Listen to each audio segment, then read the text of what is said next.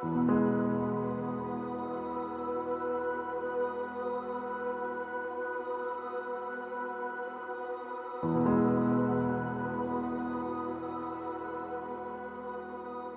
you communicate either what is in your heart or what has happened, you build a relationship with people. I'm Sister Jecinter Antoinette Okoth, a member of the Franciscan Sisters of St. Anna, which is situated in the Metropolitan Archdiocese of Kisumu. I grew up in Ukwala, that is. My parents, they were staunch Christians, and they introduced me into the Catholic faith. I didn't know that at one point I will be a religious. I didn't know what religious life meant. By then, we didn't have even the religious sisters working in our parish. In secondary school, probably this is where now the issue of being a sister became a bit clearer.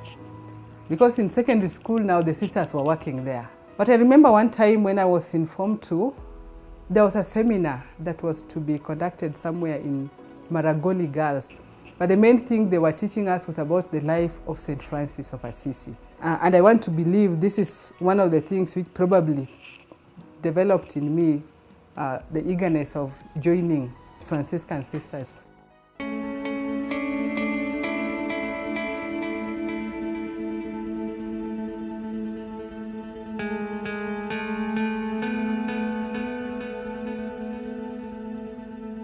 Personally, when I joined the Franciscan Sisters of St. Anna, it was not in my mind that at one time I will work in the communications department or in the communication field, because it was one of the apostolates that was never carried out with the Franciscans of St. Anna. So it was not in my mind completely, and I was just doing accounts. But I think in the process of me doing accounts, I think I just developed some personal interest in writing. So once in a while I could send stories to the seed, and anytime I sent, it was published. So I think that really motivated me. I also started developing interest in designing. In the congregation, once in a while also they could produce a magazine. And a few times that the congregation produced a magazine, I wrote an article. So one day, the superior called me. I was told, you are now to go to Tangaza. That was in the year 2015. I graduated in 2019. I worked in SA Africa from that August of 2019 up to 2020 January. Then I was told to join AMESEA. AMESEA is an association of member Episcopal conferences in Eastern Africa. It was formed as a body of the bishops to bring the bishops together. It has 9 countries.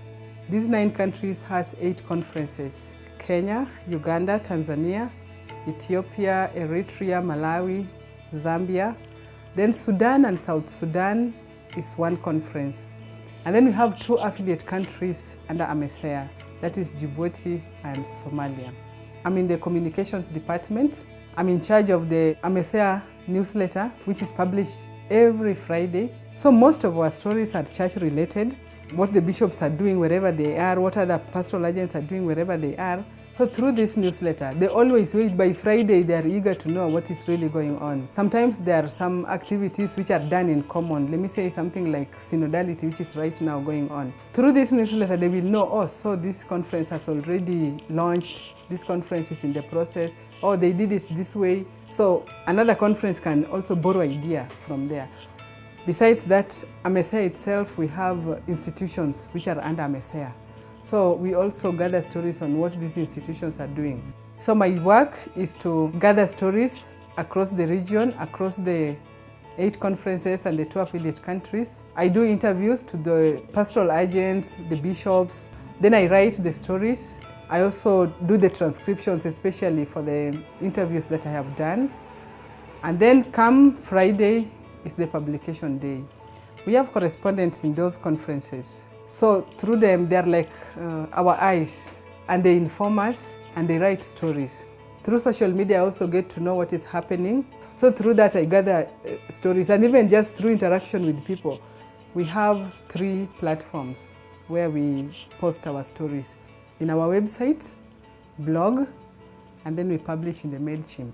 Of course, the first primary audience are the bishops themselves, and We have our own partners, those who support AMESEA in various ways. They are our audience when it comes to the newsletters.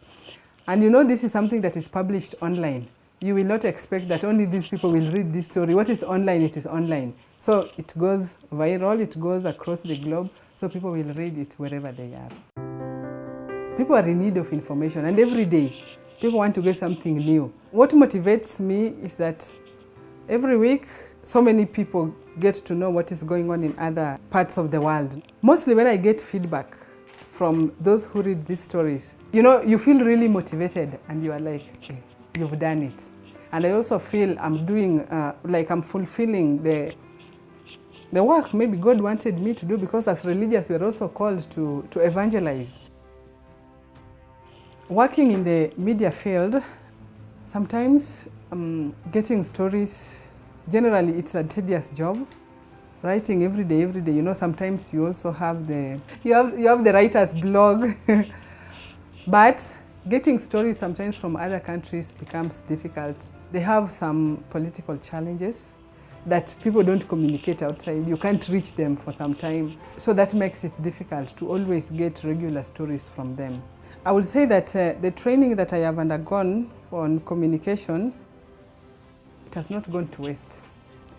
It has helped me in that there's a way on how right now, and I understand how relationship is built through communication. Through communication, I've also learned how to network, on how to build relationship better, and also how to communicate better. If we can be trained on ICT, on how to combine communication and ICT, I think this will be an added advantage. People get information, new information every day, every hour, every minute. People get information in social media. So if we can be trained on on the effective use of social media for evangelization specifically, this will be a boost to us and it will be of help. So that through us also we train others to use social media effectively. The fact that Hilton Foundation has thought of bringing sisters communicators together, to me, I think through that it has already united us. I would say we are more united than when we were before, because we didn't know more about even what we are doing wherever we are. It has even opened my eyes to know even other sisters whom I didn't know were doing communication. And for them to bring us together, now I know if I'm in need of even how to do something, so I will know somebody whom I can approach. Unity is strength. So when we are together, we can do more, and we can even strengthen ourselves now in the religious life. So I think, to me, it is a good idea that it helps us to support each other in apostolate and also in our religious life.